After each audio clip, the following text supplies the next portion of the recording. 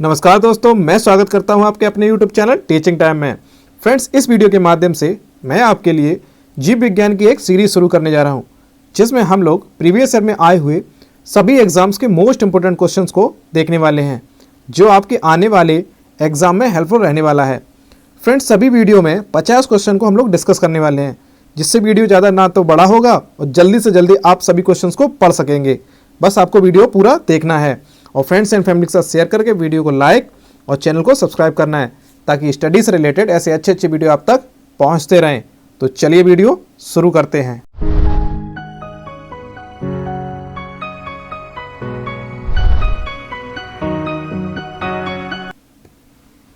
पहला क्वेश्चन है, बेरी रोग किस विटामिन की कमी से होता है?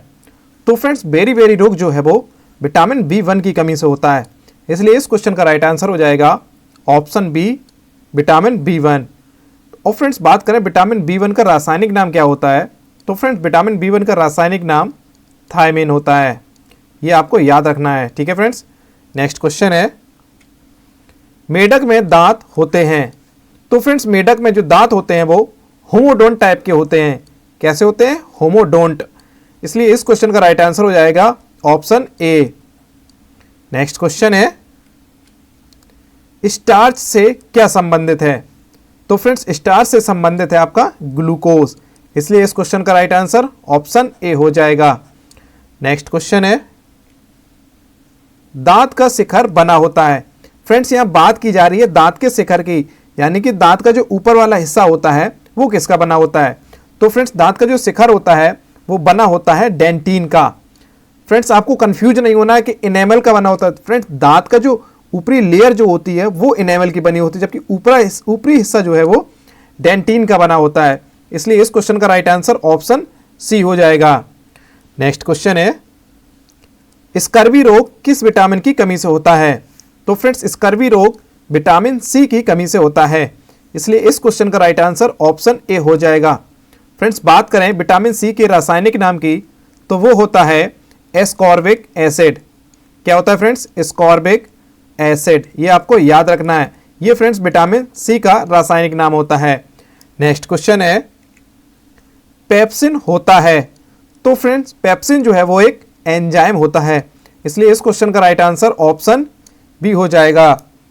नेक्स्ट क्वेश्चन है, ग्लूकोज का ग्लाइकोजन में परिवर्तन यकृत में होता है, किंतु इसका संग्रह होता है। तो फ्रेंड्स, ग्लूकोज का जो ग्लाइकोजन में परिवर्तन तो यकृत में हो जाता है, लेकिन जो इसकी स्टोरेज है वो कहाँ होती है? तो फ्रेंड्स, ये होती है लीवर यानी यकृत तथा मांसपेशियों में, इसलिए इस क्वेश्चन का राइट आंसर ऑप्शन सी हो जाएगा। फ्रेंड्स, ग्लाइकोजन का स्टोर जो है वो यकृत और पेशियों यानी कि लीवर और मसल्स में होता है, ये आपको याद रखना है। नेक्स्ट क्वेश्चन है, कौन सा तत्व है जो दंत एनेमल को कठोर बनाता है? यानी कि फ्रेंड्स, बेसिकली इस क्वेश्चन में पूछा गया है कि ऐसा कौन सा तत्व है जो दांत का जो एनेमल होता है उसे कठोर बनाता है?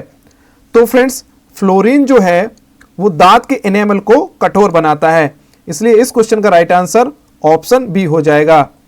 नेक्स्ट क्वेश्चन है, पित्त का मुख्य कार्य है।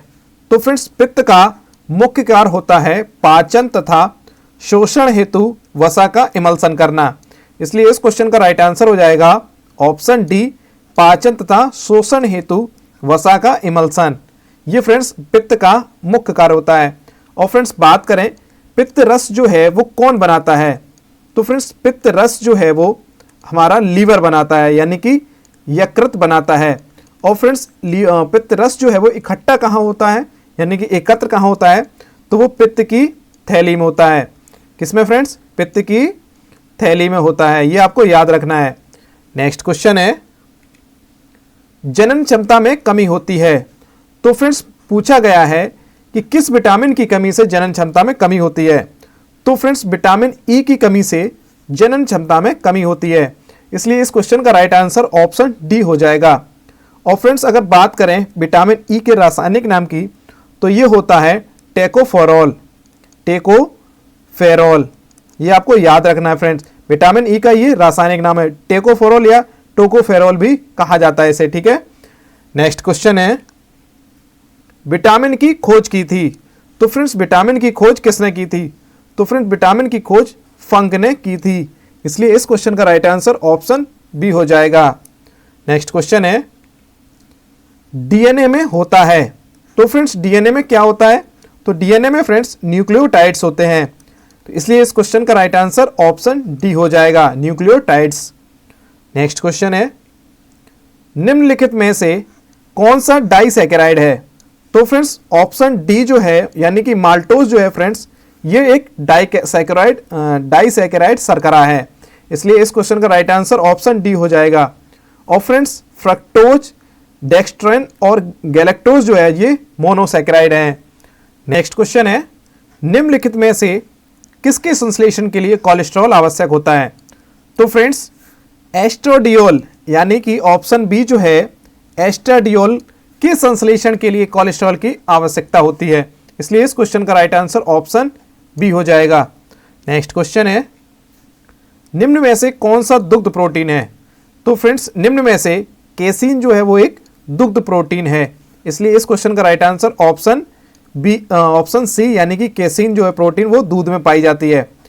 नेक्स्ट क्वेश्चन है, आहार नाल के किस भाग में प्रोटीन्स का अमीनो अम्ल में निम्नीकरण होता है? यानी कि बेसिकली फ्रेंड्स इस क्वेश्चन में पूछा गया है कि आहार नाल यानी कि फूड सीरीज जो है, फूड चेन में ऐसा कौन सा पार्ट है जिसमें प्रोटीन जो है वो एमिनो एसिड में बदल जाती है? तो फ्रेंड्स छोटी आंत जो है यानी कि स्मॉल इंटेस्टाइन में प्रोटीन्स जो है वो एमिनो एसिड में टूट जाती हैं, इसलिए इस क्वेश्चन का राइट आंसर ऑप्शन ए हो जाएगा। नेक्स्ट क्वेश्चन है, किस विटामिन को हार्मोन भी कहा जाता है? तो फ्रेंड्स विटामिन डी को हार्मोन भी कहा जाता है, इसलिए इस क्वेश्चन का राइट आंसर ऑप्शन सी यानी कि विटामिन डी जो है उसे एक हार्मोन भी कहा जाता है। नेक्स्ट क्वेश्चन है, रेनिन का स्रावण करने वाला अंग है। तो फ्रेंड्स रेनिन जो है वो हमारे आमाशय से रिलीज होता है, इसलिए इस क्वेश्चन का राइट आंसर ऑप्शन बी हो जाएगा, आमाशय यानी कि स्टमक से। नेक्स्ट क्वेश्चन है, मनुष्य के शरीर में निष्क्रिय अंगों का समूह है। यानी कि फ्रेंड्स हमारे जो शरीर में वेस्टिजियल ऑर्गन जो होते हैं उनका समूह किस ऑप्शन में दिया गया है? तो फ्रेंड्स इसके लिए ऑप्शन सी आपका सही हो जाएगा, जिसमें निमेशिक पटल, क्रमिक रूप से परिशेषिका, कर्णपेशियां और कॉक्सिअस्थि जो है फ्रेंड्स ये आपके वेस्टिजियल ऑर्गन हैं। नेक्स्ट क्वेश्चन है, पुनरुद्भवन यानी कि रीजनरेशन मिलता है। तो फ्रेंड्स रीजनरेशन जो है वो प्लेनेरिया में मिलता है, इसलिए इस क्वेश्चन का राइट आंसर हो जाएगा ऑप्शन डी, प्लेनेरिया में।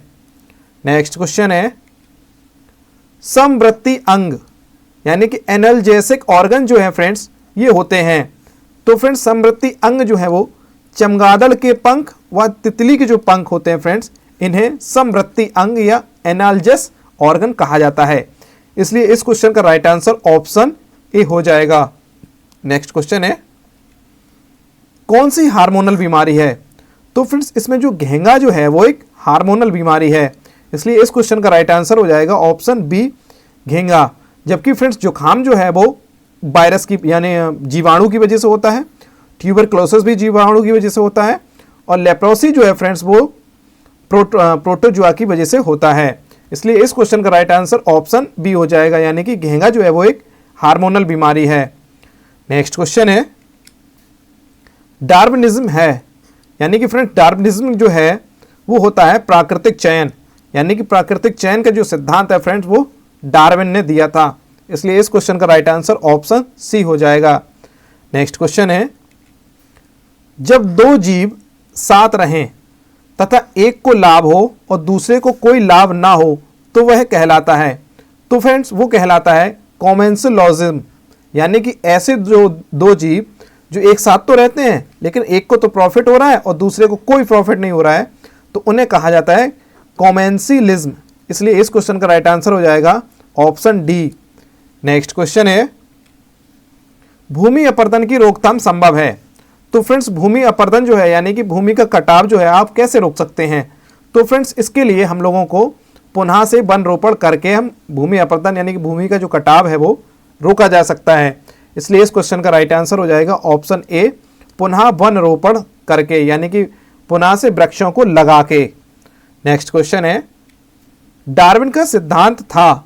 तो फ्रेंड्स डार्विन का सिद्धांत था प्राकृतिक चयनवाद, यह डार्विन का सिद्धांत था। और फ्रेंड्स ये मोस्ट इंपोर्टेंट क्वेश्चन हो जाता है आपके एग्जाम के पॉइंट ऑफ व्यू से, क्योंकि कई बार आपके एग्जाम में पूछा जा चुका है कि प्राकृतिक चयनवाद का सिद्धांत किसने दिया था।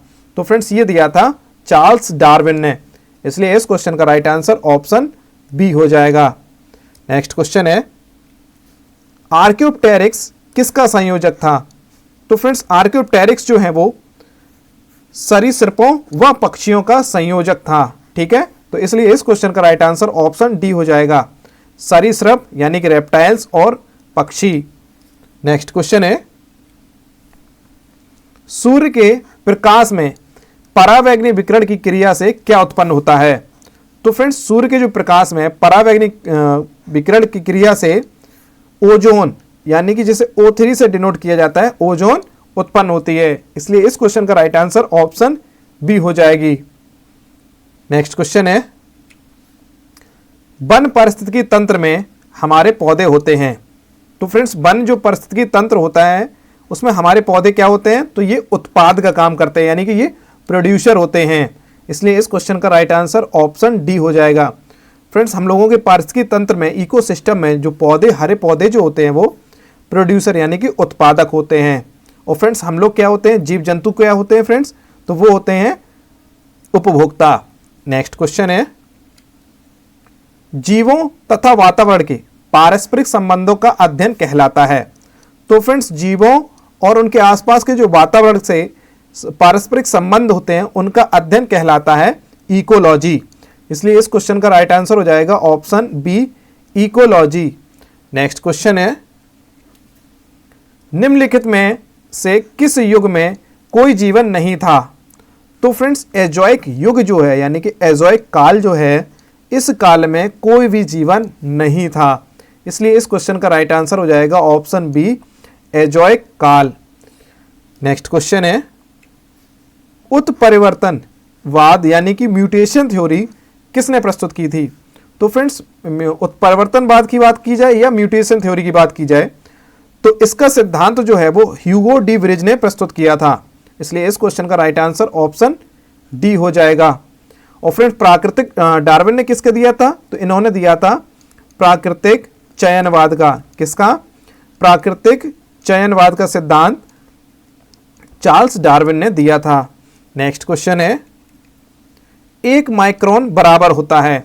तो फ्रेंड्स एक माइक्रोन जो है वो 1/1000 mm के बराबर होता है, इसलिए इस क्वेश्चन का राइट आंसर ऑप्शन ए हो जाएगा।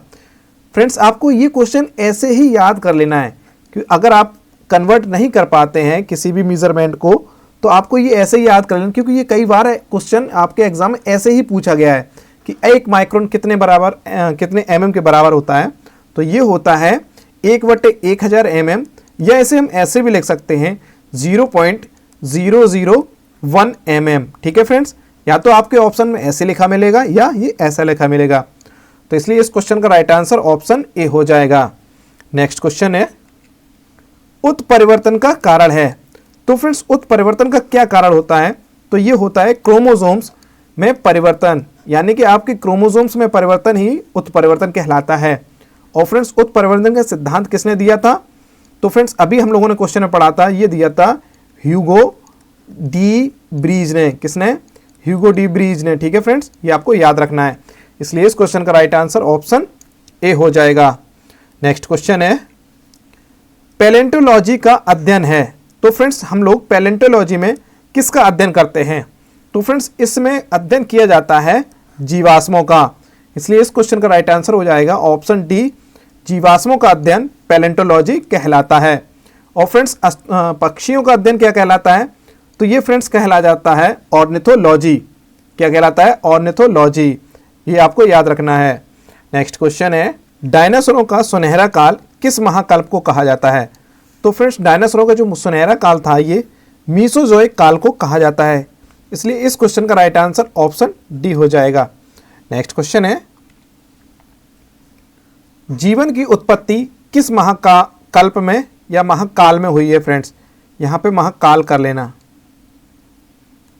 में हुई है। तो फ्रेंड्स ये हुई है प्री कैम्ब्रियन काल में, इसलिए इस क्वेश्चन का राइट आंसर हो जाएगा ऑप्शन ए, प्री कैम्ब्रियन काल में। तो फ्रेंड्स यहीं से क्वेश्चन, अगर मैं एक और फैक्ट बताऊं कि अपनी जो अरावली पर्वत श्रृंखला है जो राजस्थान में पाई जाती है वो भी प्री कैम्ब्रियन काल की ही है। ठीक है, ये आपको याद रखना है। नेक्स्ट क्वेश्चन है, आधुनिक मानव के अभिनव पूर्वज थे। तो फ्रेंड्स आधुनिक मानव के जो अभिनव पूर्वज थे ये थे क्रो मैग्नन मानव। इसलिए इस क्वेश्चन का राइट आंसर हो जाएगा ऑप्शन सी, क्रो मैग्नन मानव जो थे वो आधुनिक मानव के पूर्वज माने जाते हैं। ठीक है फ्रेंड्स, नेक्स्ट क्वेश्चन है, मानव की उत्पत्ति किस युग में हुई थी? तो फ्रेंड्स मानव की उत्पत्ति प्लायोसीन युग में हुई थी। किसमें हुई थी? प्लायोसीन युग में। इसलिए इस क्वेश्चन का राइट आंसर हो जाएगा ऑप्शन सी, प्लायोसीन युग में। चट्टानों पर रंगीन चित्रकारी सर्वप्रथम किसने की थी? फ्रेंड्स क्रो मैग्नन मानवों ने चट्टानों पर सबसे पहले रंगीन चित्रकारी की थी। इसलिए इस क्वेश्चन का राइट आंसर ऑप्शन ए हो जाएगा, क्रो मैग्नन मानव ने।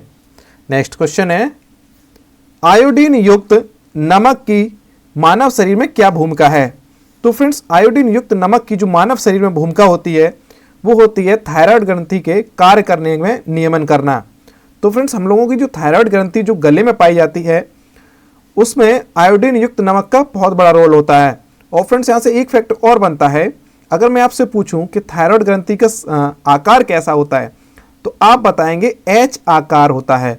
ये कई बार आपके एग्जाम में पूछा जा चुका है कि एच आकार की कौन सी ग्रंथि होती है? तो फ्रेंड्स ये होती है थायराइड ग्रंथि। इसलिए इस क्वेश्चन का राइट आंसर क्या हो जाएगा? ये ऑप्शन ए हो जाएगा। नेक्स्ट क्वेश्चन है, मानव विकास कहां हुआ था? तो फ्रेंड्स ऐसा माना जाता है कि मध्य एशिया में मानव का विकास हुआ था। इसलिए इस क्वेश्चन का राइट आंसर ऑप्शन बी हो जाएगा। नेक्स्ट क्वेश्चन है, निम्नलिखित में से कौन आधुनिक मानव का सबसे निकट संबंधी है? तो फ्रेंड्स ऐसा माना जाता है कि गोरिल्ला जो है वो आधुनिक मानव के सबसे निकटतम संबंधी है। इसलिए इस क्वेश्चन का राइट आंसर ऑप्शन बी हो जाएगा। नेक्स्ट क्वेश्चन है, किस अवस्था में एरिथ्रोब्लास्टिस फिटेलिस रोग गर्भपात कर सकता है? तो फ्रेंड्स ऐसा हो सकता है कि RH पॉजिटिव वाला अगर पति हो और RH निगेटिव वाली अगर पत्नी हो तो ऐसी अवस्था में एरिथ्रोब्लास्टिस फिटेलिस रोग यानी कि जिससे गर्भपात की कंडीशन हो सकती है। इसलिए इस क्वेश्चन का राइट आंसर हो जाएगा ऑप्शन सी, हीमोग्लोबिन में कौन सी धातु होती है? तो फ्रेंड्स हीमोग्लोबिन में फेरस यानी कि Fe यानी कि लोहा यानी कि आयरन, लोहा या आयरन या Fe ये हीमोग्लोबिन में पाई जाती है। इसलिए इस क्वेश्चन का राइट आंसर ऑप्शन सी हो जाएगा। नेक्स्ट क्वेश्चन है, गुणसूत्रों पर जीनों की उपस्थिति का क्रम है। तो फ्रेंड्स गुणसूत्रों पर जीनों की उपस्थिति का जो क्रम होता है वो रेखाकार होता है। कैसा होता है? रेखाकार होता है। इसलिए इस क्वेश्चन का राइट आंसर ऑप्शन सी हो जाएगा। नेक्स्ट क्वेश्चन है, AB रुधिर वर्ग के व्यक्ति का रुधिर दिया जा सकता है। तो फ्रेंड्स ऐसा कोई व्यक्ति जिसका ब्लड ग्रुप AB हो तो ये अपना ब्लड जो है वो किसे दे सकता है? तो फ्रेंड्स ये दे सकता है अपना ब्लड केवल AB वाले को ही, क्योंकि फ्रेंड्स AB ब्लड ग्रुप जो होता है वो सर्वग्राही होता है। यानी कि सर्वग्राही का मतलब होता है ये सबसे ब्लड ले तो सकता है लेकिन देने के मामले में ये सिर्फ AB ब्लड ग्रुप वाले को ही दे सकता है। और फ्रेंड्स तो इसलिए इस क्वेश्चन का राइट आंसर ऑप्शन सी हो जाएगा। और फ्रेंड्स बात करें ब्लड ग्रुप O की तो ये जो होता है ये सर्वदाता होता है, यानी कि ब्लड ग्रुप O जो है वो सभी को ब्लड दे सकता है। और फ्रेंड्स उसमें भी अगर बात करें तो O नेगेटिव जो है ये ब्लड ग्रुप आप किसी को भी दे सकते हैं बिना किसी चेकअप के भी। नेक्स्ट क्वेश्चन है, विलियम हार्वे किसकी खोज के लिए प्रसिद्ध हैं? तो फ्रेंड्स विलियम हार्वे जो हैं वो रक्त परिसंचरण की खोज के लिए प्रसिद्ध हैं। इसलिए इस क्वेश्चन का राइट आंसर ऑप्शन सी हो जाएगा। नेक्स्ट क्वेश्चन है, एंटीजन है। तो फ्रेंड्स एंटीजन क्या है? तो फ्रेंड्स ये होते हैं एंटीबॉडी के निर्माण हेतु उत्प्रेरक। इसलिए इस क्वेश्चन का राइट आंसर ऑप्शन सी हो जाएगा। एंटीबॉडी के निर्माण हेतु जो उत्प्रेरक होते हैं उन्हें एंटीजन कहा जाता है। या फ्रेंड्स हम ऐसे भी कह सकते हैं आपका जो ब्लड ग्रुप होता है वही एंटीजन कहलाता है। जैसे किसी व्यक्ति का अगर ब्लड ग्रुप ए है तो उसके में एंटीजन ए ही पाया जाएगा। ठीक है फ्रेंड्स, और अगर किसी का बी है तो उसमें बी एंटीजन पाया जाएगा। ठीक है, तो जो ब्लड ग्रुप होता है वही एंटीजन होता है। तो ऐसा कह सकते हैं कि एंटीबॉडी के निर्माण के लिए ये उत्प्रेरक का काम करता है। नेक्स्ट क्वेश्चन है, कौन सा अंग रोगाणुओं का विनाश करता है तथा शरीर का पुलिस रक्षक कहलाता है? तो फ्रेंड्स, ऐसा कौन सा ऑर्गन है जो रोगाणुओं यानी कि बीमारी जनित जो होते हैं कारक होते हैं उनका विनाश करता है? तो फ्रेंड्स, ऐसा अंग होता है लीवर यानी कि यकृत। फ्रेंड्स, यकृत जो है हमारे अंग में ऐसा अंग है जो रोगाणुओं को नाश करता है और जिसे शरीर का पुलिस रक्षक भी कहा जाता है। इसलिए इस क्वेश्चन का राइट आंसर ऑप्शन बी हो जाएगा। तो ये थे फ्रेंड्स इस वीडियो के 50 मोस्ट इंपोर्टेंट प्रीवियस ईयर में आए हुए question answer. I hope video आपको अच्छा लगा है, तो वीडियो को लाइक और चैनल को सब्सक्राइब जरूर करें। तो मिलते हैं नेक्स्ट वीडियो में, तब तक के लिए धन्यवाद।